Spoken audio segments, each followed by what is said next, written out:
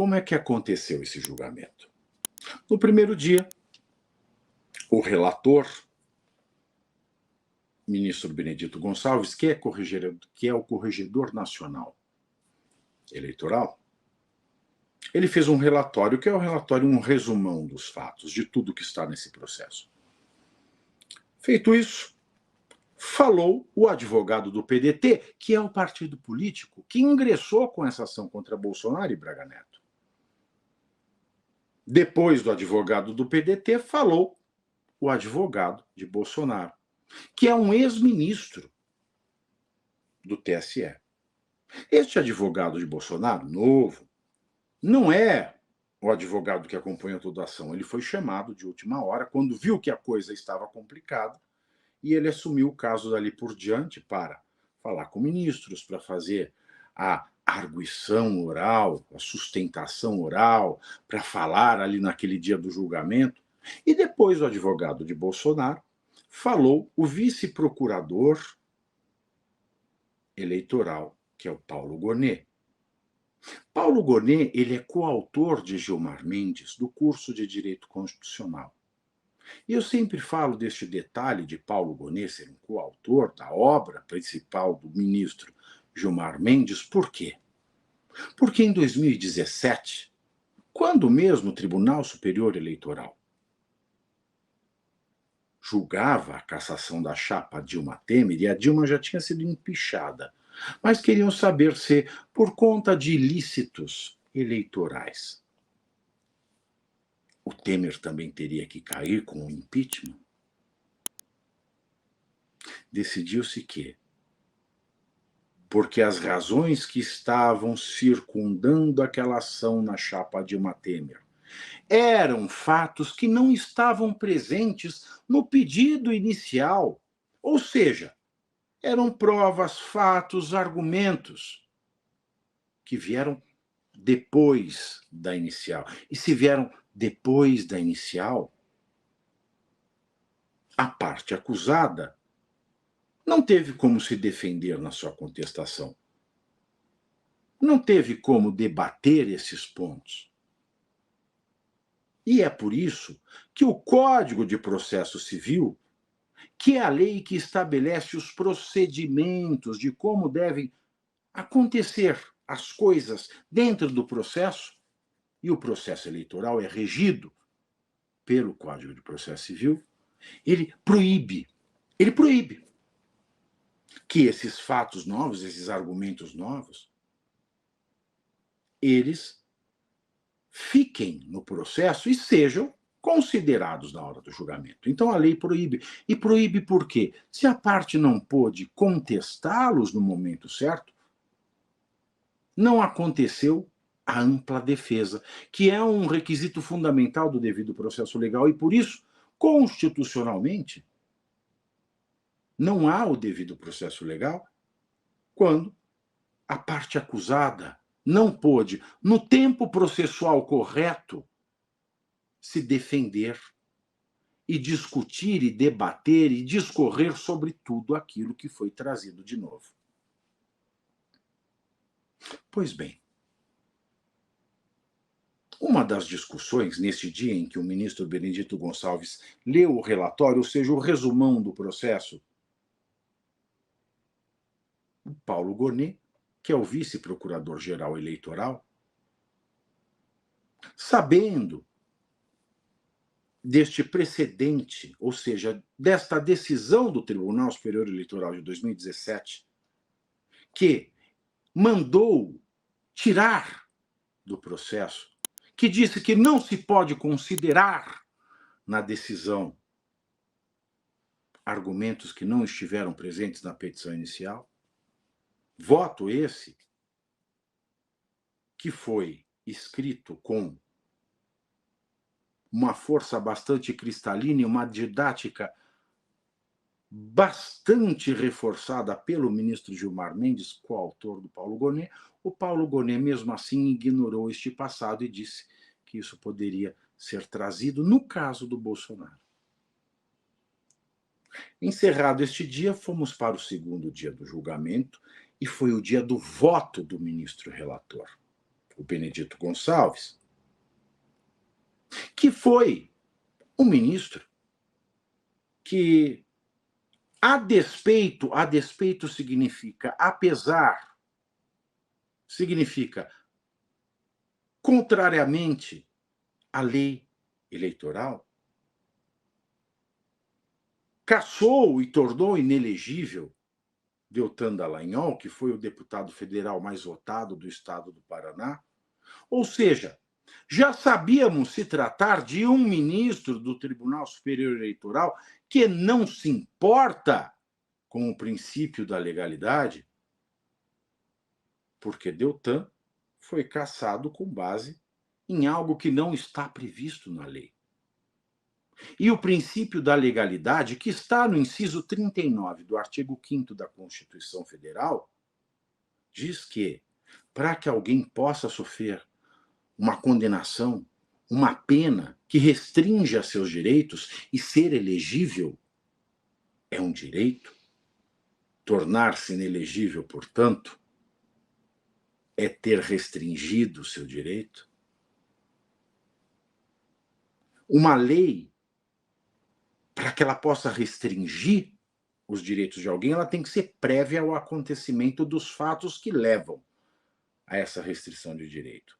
Não basta ser prévia e escrita, ela tem que ser interpretada de maneira estrita, de maneira que eu não posso fazer analogias, falar de princípios, falar de desejos, de anseios, não. Ela tem que ser aplicada ali, do jeito que ela foi escrita. E por isso a sua aplicação ela tem que ser certa. Quando o ministro Benedito Gonçalves ele tornou inelegível Deltan, cassando seu mandato e convencendo os seus colegas com uma hipótese que não está estritamente na lei, nós já sabemos que ele não respeita o princípio da legalidade. Então ele vai ler o seu voto no caso Bolsonaro no segundo dia de julgamento. E ele não só deixa de ajustar o fato da reunião do dia 18 de julho ao artigo 22 da Lei Complementar 64 de 1990, quer dizer, se a reunião de Bolsonaro com embaixadores na residência oficial do presidente da República foi abusivo, por o artigo 22 não basta. Ele tem que ser abusivo com a finalidade de favorecer um candidato ou um partido. E, a meu ver, quando você faz uma reunião para criticar o sistema eleitoral, por mais desvio de finalidade que possa haver nessa reunião, por mais desvio de finalidade que possa existir nessa reunião, a crítica ao sistema eleitoral, ela não favorece um candidato ou um partido, ela coloca todos os candidatos e todos os partidos em pé de igualdade, porque todos estão debaixo do mesmo processo eleitoral. Logo, por mais abusiva que seja a reunião, por maior que seja o desvio de finalidade dessa reunião, ela não causa a inelegibilidade do artigo 22 da Lei Complementar 64 de 1990, porque falta a finalidade de favorecer um candidato ou um partido.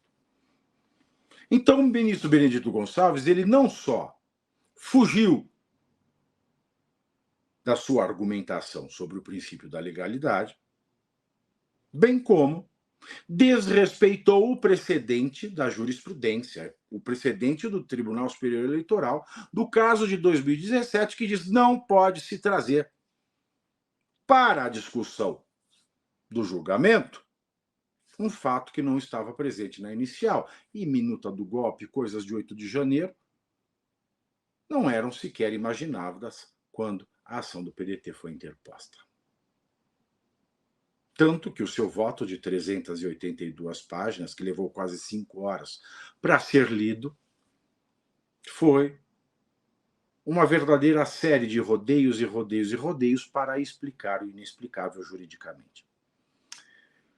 Bom, encerrou-se ali a sessão. O terceiro dia seria um dia de votarem os outros 6 ministros. Mas acabou que 3 votaram, ela foi suspensa e foi retomada hoje para os outros 3 votarem. Ontem, então, quando voltou a sessão, estava o placar 1-0 contra o presidente, porque Benedito Gonçalves tinha votado pela inelegibilidade de Jair Bolsonaro, a despeito do princípio de legalidade e a despeito do precedente, que é um mandamento não só constitucional, como do Código de Processo, de que esses fatos novos, de que esses argumentos novos não poderiam estar presentes no julgamento.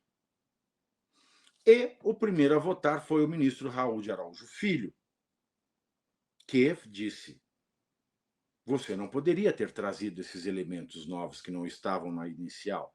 Mas aí Carmen Lúcia disse: ele trouxe, mas não usou no fundamento. Aí nós já percebemos que Carmen Lúcia ia votar contra Bolsonaro. Mas Raul Filho, ele votou a favor de Bolsonaro, porque ele disse: esta reunião não foi grave. Esta reunião não teve o condão de mudar o resultado das eleições. E aí, Raul Filho errou. Porque o inciso 16 do artigo 22 da Lei Complementar 64 de 1990 diz que não importa se o abuso cometido é grave, não importa se ele pode ou não mudar o resultado das eleições. Portanto, ele deu pano para a manga. Bom, o fato é que o placar ficou 1-1. Um contra, um a favor. Mas os dois, tanto Benedito Gonçalves quanto Raul Filho, tiraram de cena Braga Neto, porque ele não fez parte da reunião, não existia chapa, e Braga Neto continuou elegível tanto para Benedito Gonçalves quanto para Raul Filho. Na sequência, votaram os novos ministros do TSE, que foram indicados por uma lista e escolhidos pelo presidente Lula, que são Floriano de Azevedo Marques e André Ramos Tavares. Os dois tiveram votos muito parecidos com o do relator, Benedito Gonçalves. Os dois não se ateram, não se ativeram ao princípio da legalidade. Mas, seguindo o relator Benedito Gonçalves, pouparam Braga Neto, mas votaram contra Bolsonaro. O placar era 3 contra Bolsonaro e 1 a favor. Suspendeu-se a sessão, voltou hoje. A primeira a votar foi Carmen Lúcia, que acabou acompanhando o relator contra Bolsonaro e a favor de Braga Neto, placar 4-1 contra Bolsonaro. Na sequência, votou o ministro Nunes Marques. E Nunes Marques, ele trouxe a discussão da mesma maneira que foi trazida por Raul Filho, e explicou que uma jurisprudência que havia sido mencionada pelos outros colegas, que era de um deputado do Paraná, que ficou inelegível por fazer vídeo nas urnas, falando mal delas, não se aplicava ao caso de Bolsonaro, porque, de fato, o caso do deputado do Paraná era um outro crime previsto no Código Eleitoral, e não o artigo 22. Então, de fato, ele tem razão. Mas, no mérito, ele acabou acompanhando e ele não se atentou para essa questão do princípio da estrita legalidade na aplicação da lei restritiva de direitos, falou de novo da não gravidade e livrou tanto Bolsonaro quanto Braga Neto. Placar 4-2 para Bolsonaro. Bolsonaro já tinha se tornado inelegível, porque mesmo que Alexandre de Moraes votasse a favor de Bolsonaro, seria um placar de 4-3, mas o Alexandre de Moraes, ele acabou votando pela inelegibilidade de Bolsonaro, e livrou o Braga Neto. O Braga Neto, então, manteve-se elegível e poderá concorrer à Prefeitura do Rio de Janeiro, que todos os 7 ministros disseram que ele não foi afetado pela inelegibilidade, mas Bolsonaro perdeu a sua elegibilidade por 5 votos contra ele e 2 a favor. E o voto do ministro Alexandre de Moraes, ele tentou justificar, diferentemente dos outros colegas, a reunião do dia 18 como o ilícito, o abuso previsto no artigo 22 da Lei Complementar 64 de 1990, dizendo que, apesar de ter sido retirado, apesar de ter sido feita antes do período eleitoral, aquela reunião serviu de material para a campanha. Recortes começaram a rodar as redes, as fake news começaram a se espalhar e aquilo formou quase que uma etiqueta ideológica que serviu para promover apenas a campanha de Jair Bolsonaro. Ele tentou enquadrar. Mas ele foi muito além, falou de liberdade de expressão, falou de fake news, falou de ódio, falou de amor. Falou de ataque às instituições. Ele, e em especial a ministra Carmen Lúcia, disse que é inadmissível o ataque a uma instituição do Estado e que esta medida, ou seja, a pena restritiva de direito da elegibilidade, ou seja, torná-lo inelegível, era uma medida pedagógica contra um discurso antidemocrático. E Bolsonaro foi tornado inelegível. Por essa ótica dos votos que tornaram Bolsonaro inelegível, Lula também poderia ser. Afinal de contas, em maio do mesmo ano, 2022, ele dizia nos meios de comunicação que o impeachment é golpe. Dizer que o impeachment é golpe é dizer que o Congresso é corrupto, é dizer que o STF, em especial Lewandowski, é corrupto, é dizer que o ministro Alexandre de Moraes é um ministro ilegítimo. Dizer que o impeachment foi golpe. Portanto, fere tanto as instituições quanto o questionamento acerca do sistema eleitoral que Bolsonaro fez na reunião com os embaixadores. Mas Lula não se tornou inelegível. Por quê? Porque nenhum partido de direita ingressou com uma ação, com um pedido de investigação na Justiça Eleitoral, alegando os fatos semelhantes ao que o PDT alegou ao Bolsonaro.